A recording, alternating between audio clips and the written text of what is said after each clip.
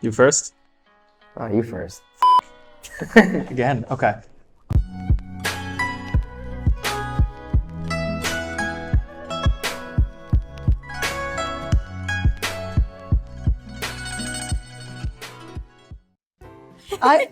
I wanted to become a teacher so that I could have a job where I can travel and go to another country. I'm also good at teaching. I like teaching. What about you, Dana? Yeah.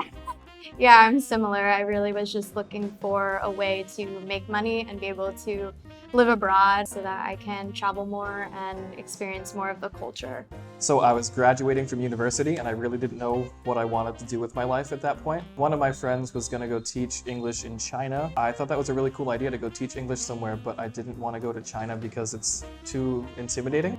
Yeah, I didn't want to be behind, the Great Firewall. I did a lot of research for places I could teach around the world, and it seemed like Vietnam was the perfect place for it, so just decided to come. After college, I worked just like the worst, just stereotypical cubicle job ever. I always kind of had it in my head that I wanted to go teach English, but that really pushed me to the edge. After all my research came together, I'm like, let's go to Vietnam.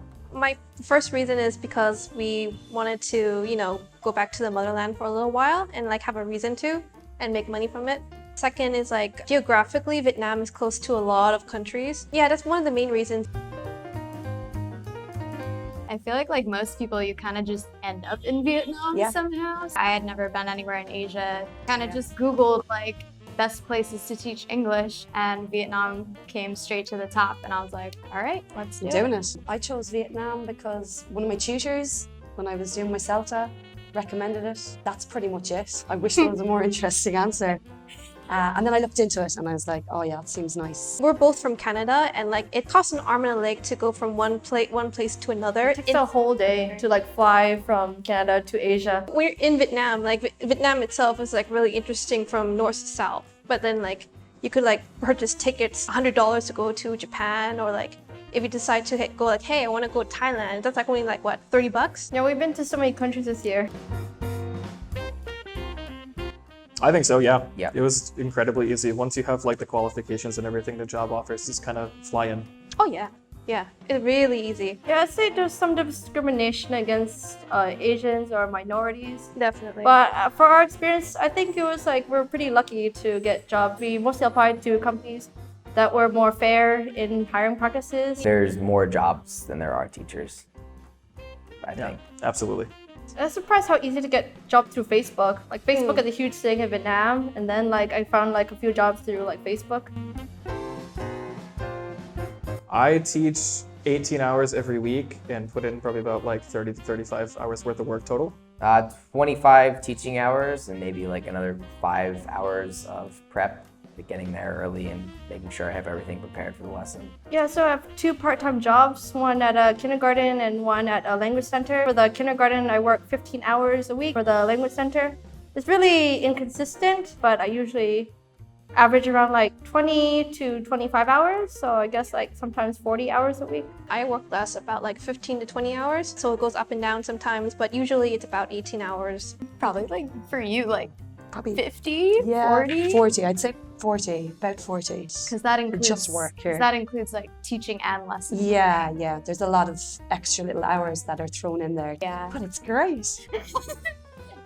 Yeah, but for me, I do teaching online. I work for Smarter English, and they do online teaching with adults in Vietnam. I only work 9 hours a week, so it's really great for me because I'm trying to do things on the side and build up my own business on the side. Yeah, it's how parents are, they secretly have a favorite child, but they don't want to admit it. Oh, I feel that sometimes. I feel that. I think it depends on their mood or whether we're being a little that day. But yeah, I think the ones that are not necessarily the most well-behaved, I think the ones that have an interesting personality, full of life. Yeah, I totally agree with that. The kids that have the most personality, the ones that go crazy, but then they still respect you, those kids I adore. With all my heart. Yeah, I absolutely have favorite students. I don't know if there's anything specifically that they do. Maybe they're just, funny or creative kids and they're not jackasses. Yeah. So funny, but not assholes. Mm-hmm. I can't think of one individual, but I do like the students who are really excited to learn and they know why they are there. And that's why I chose to teach adults, because I feel like they have, you know, a specific purpose as to why they are learning English. And they're more like happy to be there, I guess. Yeah. I like the older students. I teach adults as well. And they're just so interesting and fun, and just getting to know them I just really like it. You can tell as well, like the better their English gets, the better conversations you can have with them, and they're really good crack. They're like, the older students are my favourite. And I had to sneeze, the kid sneezed into my eye once, so that was wonderful. So yeah, with younger students, just like sanitary things like sneezing or coughing on me, or like just being generally gross little human beings. With older students or adults, just generally not paying attention or like playing on their phone when I'm trying to teach them something important that they paid for. And they're on their phones. That really annoys me. Yes. Yeah. It's like, okay, why are you gonna use your phone? You are paying for this right now. Just put your phone away for 2 hours. It's not too hard. And the fat shaming too. And the, Oh my god, yeah. fat shaming. As students call me, like, teacher, you're so fat. Are you having a baby? Like, we're pretty normal in like North America and stuff like that, but like here we're fat.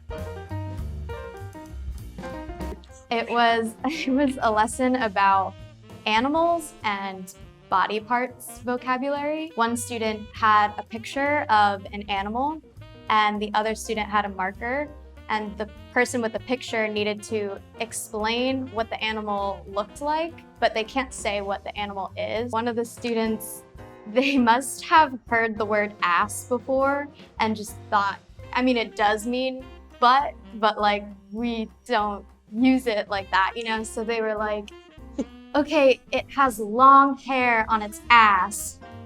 Brilliant. The other student they didn't know the word ass, so they were like, ass?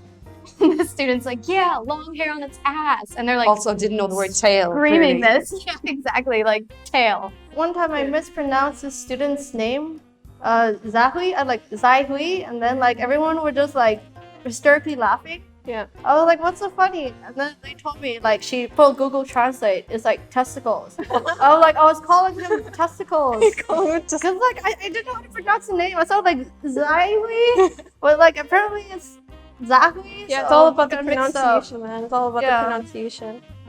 A few weeks ago, I had a kid trying to say cake, and he said cock as loud as he could and as enthusiastically as he could. And I just looked at the TA and we just both absolutely just lost it. Practice, practice, practice. Yeah, right.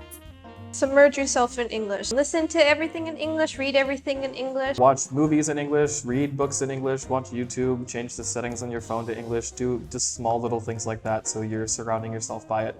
Yeah, I think just get out of the mindset that it has to be perfect. Like, what's the point of language is to communicate. So if someone can understand you 95%, you're fine. It doesn't have to be perfect. Yeah, don't be afraid to be wrong. Yeah. Make all the and- mistakes. Yeah. That's the only way that you'll learn. And yeah, go easy on yourself. I think, especially for Vietnamese, it seems like there's so much pressure to Definitely, do yeah. well, and it's like super embarrassing to fail. People think like, oh yeah, sorry, my English is not that good. I'm like, we're having like a back and forth conversation right I now. understand every single thing that you're saying. yeah. You're doing a really good job. Yeah, so I think they don't give themselves credit. Yeah, you're right. enough. You're Like, definitely you right. know more than you think you do. Yeah, definitely. And move to like a foreign country, because in Canada, I noticed that all the Vietnamese kids are severely allergic to speaking Vietnamese, so they'll die off really quickly if you move